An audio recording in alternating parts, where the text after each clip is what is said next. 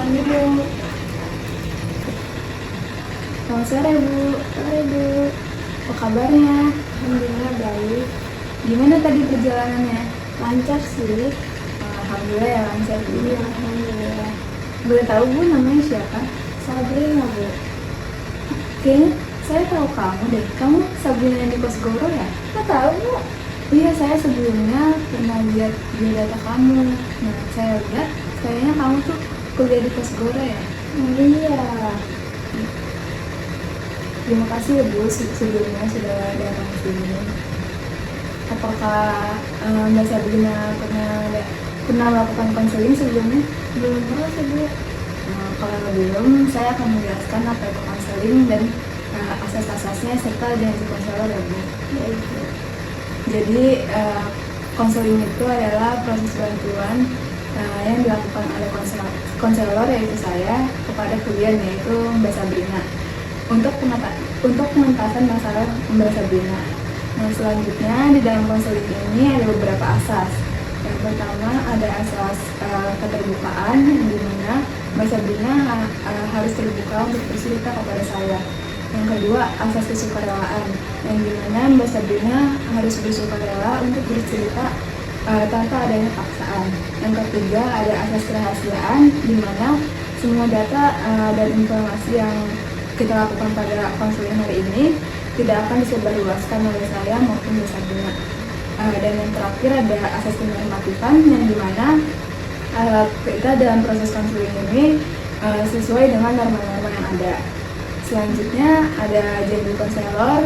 Saya Sel Kartika Sari berjanji tidak akan menyebarluaskan data atau informasi yang disampaikan oleh Mbak Sabrina dalam proses konseling ini. Bagaimana Mbak Sabrina, apakah sudah paham? Baik, karena Mbak Sabrina sudah paham dengan penjelasan saya sebelumnya, sekarang Mbak Sabrina ingin ceritakan apa yang Mbak Sabrina ingin ceritakan kepada saya? Saya belum sedih Bu. Saya lagi nggak saja, pikiran saya lagi banyak banget. Mbak Sabrina merasa sedih dan merasa lagi nggak baik-baik saja. Tidak baik-baik saja. Apa boleh diceritakan lebih lanjut kenapa Mbak Sabrina merasakan sedih dan merasakan tidak baik-baik saja? Saya kadang suka dari sibuk, saya harus sambil kuliah. Jadi saya enakan kerja saya kurang sering ke sana. Jadi saya merasa karena suka keluar sih. Baik, berarti Mbak Sabrina ini merasa sedih karena Mbak Sabrina merasa capek karena Mbak Sabrina kerja sambil kuliah ya. Emang boleh saya tahu apakah Mbak Sabrina punya jadwal tertentu kerja kuliahnya? Dan kerja saya setiap hari, dan itu dari jam 8 pagi sampai jam 5 sore. Dan saya lanjutnya langsung saya pergi kuliah dari Senin sampai Kamis. Sekarang juga ada kuliah pengganti di hari depan. Jadi saya kuliah dari pagi sampai malam. Berarti Mbak Sabrina kerja sambil kuliahnya itu waktunya kerjanya itu dari pagi sampai sore, terus habis itu setelah itu lanjut Mbak Sabrina kuliah. Pastinya itu sangat melelahkan ya. Iya, sangat sekali. Baik, baik Mbak Sabrina merasakan capek karena kerja sambil kuliah. Selain itu ada hal lain yang membuat Mbak Sabrina merasa capek? Saya pergi dengan sih jadi sebelum itu saya harus menemukan dalam ke sini sih kan banyak tadi saya ingin satu dan tidak sebanyak. Selain itu, apakah Mbak Sabrina merasa capek karena hal lain juga? Misalnya rekan kerja atau lainnya? Saya bisa batin ya, bisa melakukan kerja saya itu banyak juga laki-laki yang kali emang agak susah ya dibilangnya. Jadi itu mesti minimal saya harus berkali-kali dulu biar dia baru berjalan berat kerjanya. Baik Mbak Sabrina merasa capek juga karena karena kerja sama Mbak Sabrina ini kebanyakan laki-laki sehingga susah untuk melakukan sesuatu pekerjaannya ya. Kalau saya boleh tahu, bagaimana pekerjaan Mbak Sabrina sehari-hari ini? Saya selain bikin barang di toko, saya juga manajer aplikasi yang membuat konten toko. Jadi kalau misalkan saya sedang buat konten, saya harus pergi ke beberapa toko. Itu di rumah cabang, saya harus masuk ke rumah cabang itu yang buat saya dulu. Jadi Mbak Sabrina itu selain kerjanya membuat barang, Mbak Sabrina juga membuat konten. Iya, konten video TikTok, konten video tentang barang. Jadi saya harus misalkan dari pagi saya ke toko 1, dari siang ke toko 2, gitu. Berarti Mbak Sabrina dari pagi sampai sore itu benar-benar full untuk keliling semua toko untuk membuat konten. Iya, karena juga saya itu yang selalu megang stokan, dan selalu megang TikTok gitu. Berarti itu pasti sangat melelahkan ya. Iya, saya juga megang Tokopedia, jadi Tokopedia misalkan kan juga melalui Tokopedia kemudiannya, jadi saya juga megang, jadi itu sama-sama yang harus dua orang, jadi saya sendiri.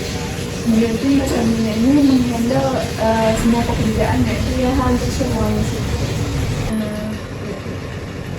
Baik, tadi kan Mbak Sabrina bersedih karena hal tersebut. Mbak Sabrina juga merasa tidak baik-baik saja. Boleh saya tahu kenapa Mbak Sabrina merasa tidak baik-baik saja? Saya merasa tidak berpikirnya karena faktor rumah yang terjadi, faktor keluarga. Jadi saya anak pertama dari 2 adik saya cowok dan masih sekolah semua, dan saya harus memikirkan tentang biaya kuliah saya, tentang pendidikan saya,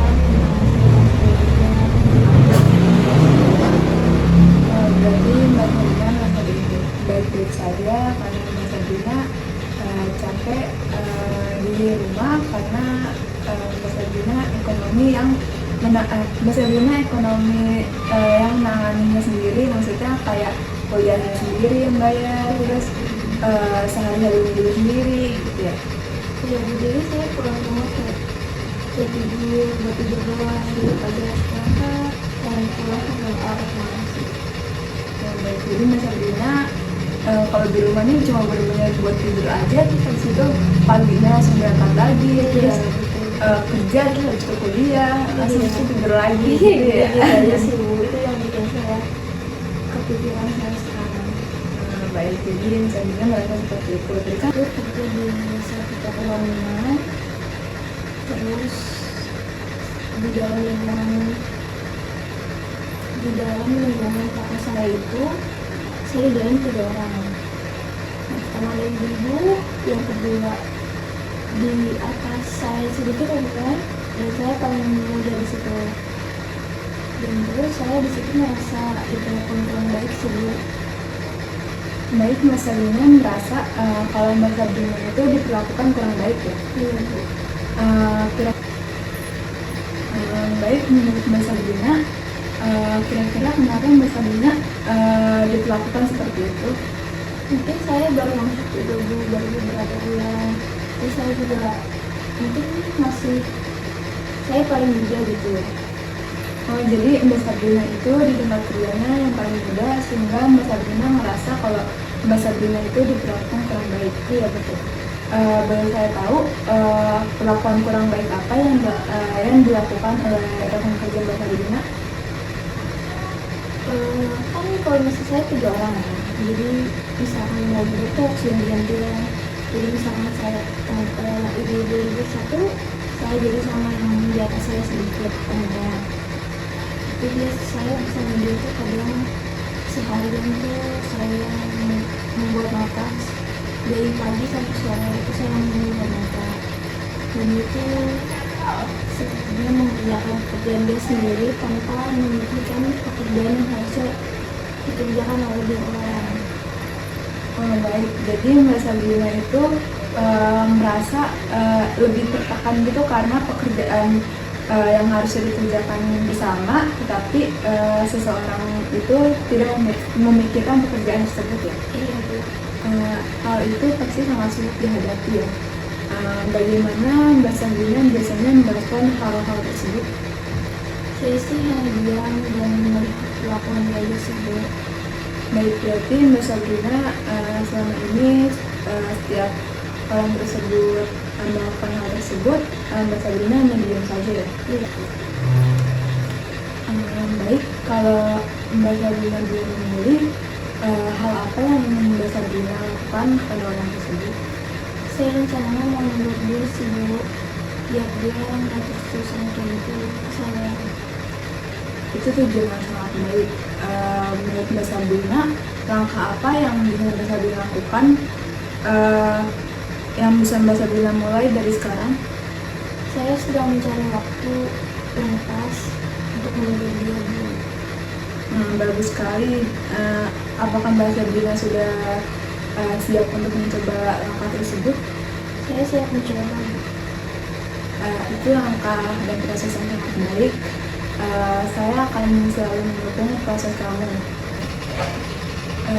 Dari semua pernyataan yang Mbak Sabrina jelaskan sebelumnya, menurut Mbak Sabrina ini langkah apa yang penting untuk Mbak Sabrina lakukan agar kedepannya menjadi lebih baik?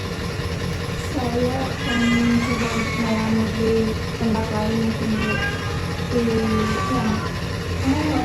kerja lain untuk bisa menutupi biaya kuliah saya, ekonomi keluarga saya, dan juga mencari lapangan kerja yang baik gitu. Berarti Mbak Sabrina ingin melakukan mencari pekerjaan lain yang tentunya bisa mencukupi keuangan, terus bisa mencari lapangan kerja yang lebih baik juga ya. Iya. Apakah selain itu ada lagi yang ingin Mbak Sabrina lakukan agar bisa menjadi lebih baik lagi? Juga disebut. Berarti Mbak Sabrina akan melakukan mencari lebih tempat kerja lain, dan Mbak Sabrina sebelumnya kan juga bilang kalau Mbak Sabrina ini akan bersikap tegas juga langsung pada temannya untuk menegurnya agar temannya bisa lebih baik lagi ya. Iya Bu. Baik, pastinya itu adalah langkah-langkah yang sangat baik untuk kehidupan Mbak Sabrina selanjutnya, dan agar Mbak Sabrina juga tidak salah langkah untuk nantinya. Iya Bu. Dan saya pastinya akan mendukung apapun yang Mbak Sabrina lakukan. Baik, apakah ada lagi yang ingin Mbak Sabrina ceritakan kepada saya? Cukup sebut. Baik, jadi nggak ada ya yang ingin Mbak Sabrina ceritakan? Iya. Baik. Selanjutnya bagaimana perasaan Mbak Sabrina setelah bercerita ini kepada saya? Saya merasa lega sih Bu, saya bisa ketemu sama Ibu. Baik, kita akan membahas perkembangan Mbak Sabrina di pertemuan selanjutnya, dan kita akan jadwalkan untuk pertemuan selanjutnya ya. Baik. Terima kasih Mbak Sabrina sudah datang ke sini dan sudah ingin bercerita kepada saya. Iya, sama-sama. Terima kasih Bu. Iya, mari saya antarkan.